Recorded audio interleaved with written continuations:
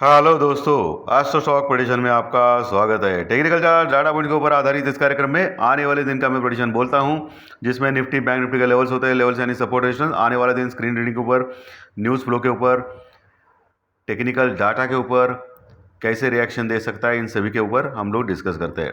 शुरू करने से पहले जानकर डिस्क्रिप्शन बॉक्स में विरोध टाइटल डिस्क्लेमर रखा है, इसको कृपया पढ़ी जानिए। As per disclaimer, educational programme है।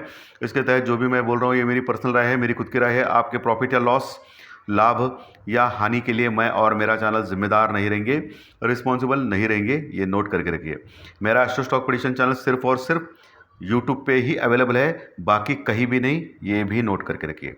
चलिए दोस्तों शुरू करेंगे। दोस्तों आज रिलायंस का एजीएम था, और रिलायंस का एजीएम वैसे देखा जाएगा तो एक डल टाइप का था।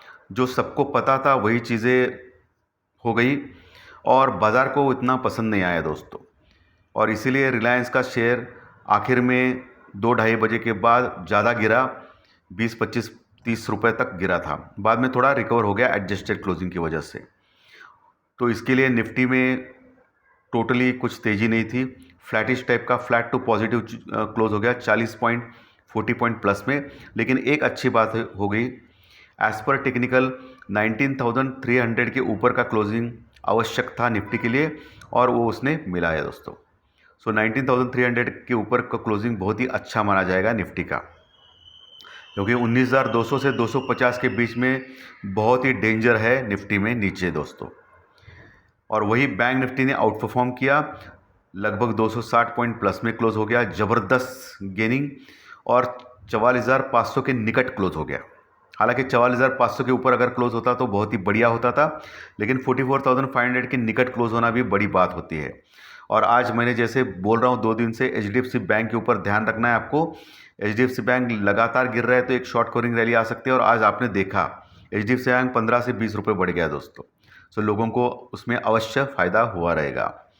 दोस्तों हमारा मार्केट तो रिलायंस एजीएम की वजह से कुछ हुआ नहीं है, अगर होने के चांसेस थे, लेकिन बाद में ऊपर के लेवल से निफ्टी नीचे आ गया। 100-120 पॉइंट बढ़ा था एक समय, तो उसके बाद वो नीचे आके 40 पॉइंट प्लस में ही क्लोज हो गया। टोटली ऊपर से प्रॉफिट बुकिंग देखी गई निफ्टी में, और वही बैंक निफ्टी में भी हल्की सी प्रॉफिट बुकिंग देखी गई। अभी कल क्या हो सकता है, कल 29 तारीख को क्या हो सकता है?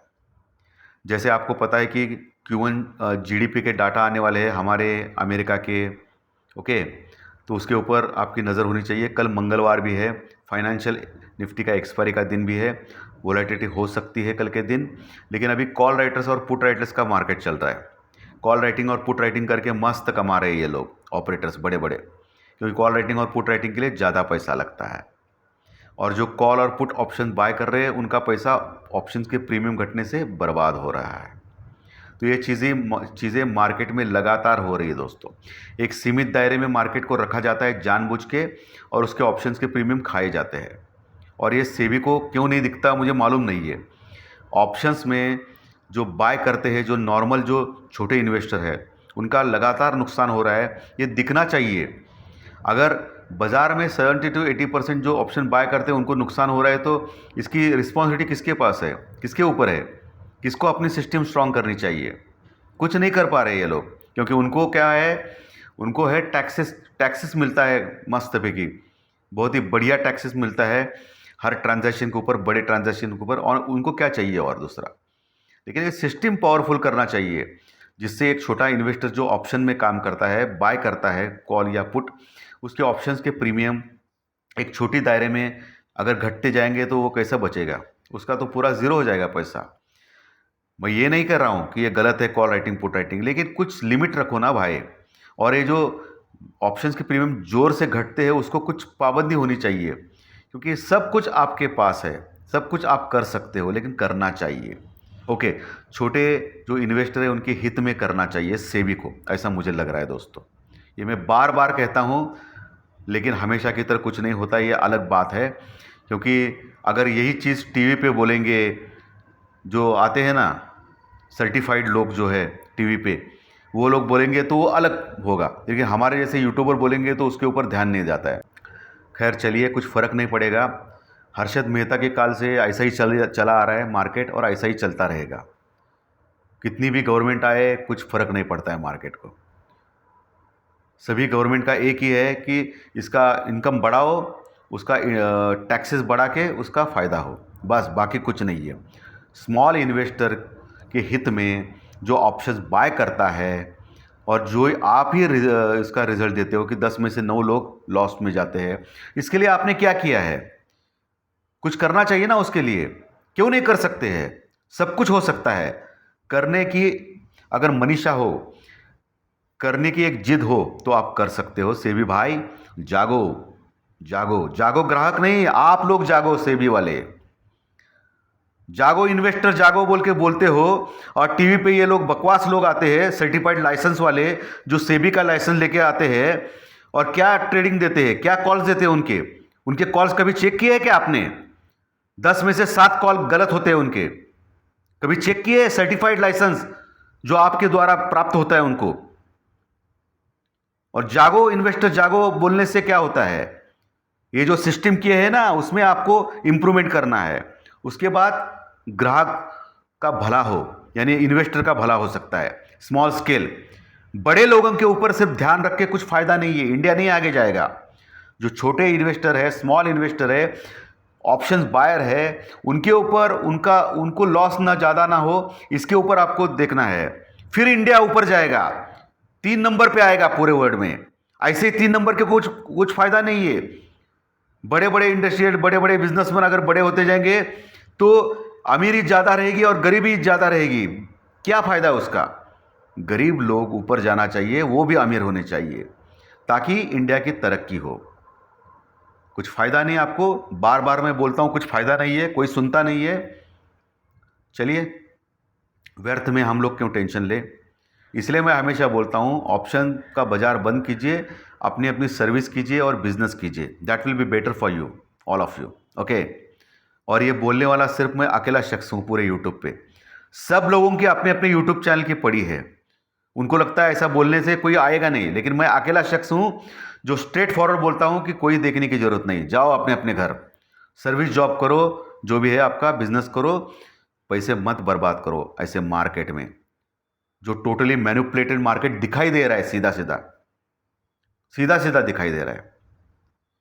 चलिए दोस्तों पुट कॉल रेशो पे आते हैं। निफ्टी और बैंक निफ्टी का पुट कॉल रेशो 1 के ऊपर है, कोई समस्या नहीं है, मिक्सड है। आज इंडियन रुपीस हल्का सा बढ़ा था, डॉलर के मुकाबले 2-4 पैसों से स्ट्रांग है, अच्छी बात है। लेकिन आज शाम की बड़ी खबर है कि क्रूड ऑयल ज़बरदस्त बढ़ा है दोस्तों, बहुत ही ज़्यादा लेवल पे बढ़ा है क्रूड ऑयल, ओके, 2-2.5% बढ़ा है। सो इसका फ़ायदा रिलायंस इंडस्ट्रीज़ को हो सकता है। सो कल रिलायंस इंडस्ट्रीज़ बढ़ सकता है दोस्तों। हालांकि अभी डाउ जोन्स लगभग 150-200 पॉइंट प्लस में है। हमारा गिफ्ट निफ्टी लगभग 40-50 पॉइंट प्लस में दिखाई दे रहा है अभी 8:30 बजे। और यूरोपियन मार्केट भी आज बंद है, एक्चुअली यूरोपियन मार्केट कल का ही दिखा रहा है। एशियन मार्केट अच्छे खासे तेज़ी में बंद हो गया दोस्तों। आज हमेशा की तरह एफआई ने ज़बरदस्त सेलिंग किया है। लगभग 1600 करोड़ का माल, 1600 के आसपास का करोड़ का माल कैश में सेलिंग किया है दोस्तों।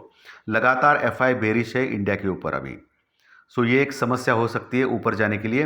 अगर ऊपर गए तो फिर सेल ऑन राइज या प्रॉफिट बुकिंग का ही मार्केट है। जब तक 19,550 के ऊपर लगातार 2 दिन क्लोज नहीं करता है, तब तक ऐसा ही मार्केट रह सकता है, ऐसा मुझे लग रहा है दोस्तों। वही डीआई ने 1400 करोड़ का, 1400 के आसपास का करोड़ का माल कैश में बाई किया है। इसके लिए मार्केट आज बच गया, नहीं तो मार्केट बहुत ही बुरी तरह गिरता था दोस्तों। डीआई की वजह से बच गया, लेकिन डीआई की वजह से बच सकता है लेकिन बढ़ नहीं सकता है। बढ़ना किसके हाथ में है? एफआई के हाथ में है। अगर एफआई ज़बरदस्त बाइंग करेगा तो नॉन स्टॉप मार्केट भागेगा। जो 2-3 महीने पहले मार्केट एक तरफा भाग रहा था, आपको मालूम है ना, एक तरफा भाग रहा था, ऐसा भाग सकता है। सिर्फ और सिर्फ एफआई के ऊपर है दोस्तों। अभी हम लोग बहुत ही क्रूशल पॉइंट पे है नीचे की ओर, कभी भी ब्रेक कर सकते हैं 19,200 का लेवल, उसके बाद फिर 19,000 का लेवल प्राप्त हो सकता है। आज 19,300 के ऊपर क्लोज हो गया था निफ्टी। नीचे 19,250 पहला सपोर्ट, उसके नीचे 19,200 दूसरा सपोर्ट, उसके नीचे 19,100 डायरेक्टली, उसके नीचे 19,000 से 19,050 डायरेक्टली। 19,000 से 19,050 लेवल, अगर 19,100 का लेवल तोड़ता है तो ओके। और 19,300 के ऊपर क्लोज हो गया है। सो 19,250 पहला सपोर्ट, उसके नीचे 19,200 दूसरा सपोर्ट, ये निफ्टी में नीचे के लेवल। ऊपर दोस्तों आज का जो हाई है उसके लगभग 19,360 से लेकर 380, 19,360 से लेकर 380, ये पहला रेजिस्टेंस रुकआउट रहेगा निफ्टी में कल के लिए। उसके ऊपर दोस्तों 19,400 से 450 का लेवल, मोस्ट प्रिसाइजली 19,420, 19,420 के ऊपर अगर टिक पाता है निफ्टी तो 19,450 480 लेवल तक जा सकता है। अगर कल रिलायंस ने धमाका किया, जो अभी क्रूड ऑयल बढ़ गया है और अभी ग्लोबल भी थोड़ा ठीक लग रहा है, डाउ जोन्स भी बढ़ा हुआ है, सो अगर कुछ अच्छा हो गया तो 19,500 520 तक फिर से जा सकते हैं हम लोग, 19,500 520। लेकिन एक ध्यान में रखिए, 19,500 से 550 का लेवल बहुत बड़ा रेजिस्टेंस रुकआउट का लेवल है निफ्टी में, वहाँ फिर से सेलिंग आ सकती है, वहाँ से फिर से आप पुट ले सकते हो स्टॉप लॉस के साथ। ठीक है, वही बैंक निफ्टी ज़बरदस्त स्ट्रांग है। आज बड़े जो बैंक्स है, HDFC बैंक जैसे बैंक, उन्होंने आज अपना काम दिखाया। 44,500 के निकट क्लोज हो गया, 44,500 के निकट। पहला जो सपोर्ट है वो 44,200 से लेकर 300 ये लेवल पे है, 44,200 से 300। उसके नीचे सबसे स्ट्रांग सपोर्ट 44,000 यानी 44,000 का लेवल है। अगर उसके नीचे गया तो फिर 43,800 और 43,500 से लेकर 650 एरिया। ये आपको बार बार मैं रट्टा मार मार के बोलता हूँ दोस्तों, आपके फ़ायदे के लिए। सो वो एक सपोर्ट का काम करेगा। ऊपर दोस्तों अभी गैप अप दिखा रहा है, 100-150 पॉइंट का गैप अप हो सकता है बैंक निफ्टी में कल, जो अभी gift Nifty 40-50 point gap up दिखा रहा है। तो उसके अनुसार हम लोग बैंक निफ्टी में 44,650 44,650 के आसपास खुल सकते हैं। अभी जो दिखा रहा है गिफ्ट निफ्टी उसके ऊपर बोल रहा हूँ, कल अलग हो सकता है। तो 44,800 44,800 से 850 ये बड़ा रेजिस्टेंस रुकावट है बैंक निफ्टी के लिए। उसके ऊपर टिक गया तो 45,000 जो 2 दिन पहले आया था वही लेवल आ सकता है फिर से 2-4 दिन पहले। 45,000 लेवल वो बहुत ही स्ट्रांग रेजिस्टेंस है, रुकावट है, वहाँ अच्छी तरह कॉल राइटिंग हो चुकी है दोस्तों। वहाँ आने के बाद आप चांस ले सकते हो बैंक निफ्टी में शॉर्ट करने का या पुट लेने का, स्टॉप लॉस के साथ। जो भी करना है स्टॉप लॉस के साथ कीजिए, क्योंकि मार्केट का कोई भरोसा नहीं है। ठीक है, तो ये बैंक निफ्टी के लेवल सपोर्ट रेजिस्टेंस बताए, निफ्टी की भी सपोर्ट रेजिस्टेंस बताए हैं मैंने। ठीक है, इंडिया विक्स आज बढ़ा है दोस्तों, ये हमारा तो गड़बड़ लग रहा है, क्योंकि बैंक निफ्टी बढ़ा है, निफ्टी भी 40 पॉइंट बढ़ा है, इसके बावजूद इंडिया विक्स भी बढ़ा है 2-2.5%। एक्चुअली इंडिया विक्स बढ़ना नहीं चाहिए, एक्चुअली मार्केट अगर नॉर्मल है तो इंडिया विक्स बढ़ना नहीं चाहिए। इंडिया विक्स बढ़ा है, इसका मतलब मार्केट में अभी भी डर का माहौल है। 12 के पास इंडिया विक्स है दोस्तों, तो ये ज़्यादा है। सो अभी भी डर का माहौल है मार्केट में, कभी भी कुछ भी होने का, क्योंकि मार्केट लोएस्ट लेवल के ऊपर है Nifty as it is. Okay, so cautious रहिए, सावधान रहिए, केयरफुल रहिए दोस्तों। सो धन्यवाद दोस्तों। HDFC बैंक का स्ट्रक्चर थोड़ा ठीक लग रहा है मुझे। आप कोटक महिंद्रा बैंक भी दे सकते हो, और कल IT के स्टॉक धमाका कर सकते हैं। इन्फोसिस के ऊपर आपको ध्यान रखना है। तो धन्यवाद दोस्तों। आज का विश्लेषण अगर अच्छा लगा तो लाइक का दबाइए बटन, और जो नए दर्शक पहली बार चैनल देख रहे हैं वो सब्सक्राइब बटन जरूर दबाएं, ताकि आपको हर दिन के 3 वीडियो ज़रूर देखने मिलेंगे।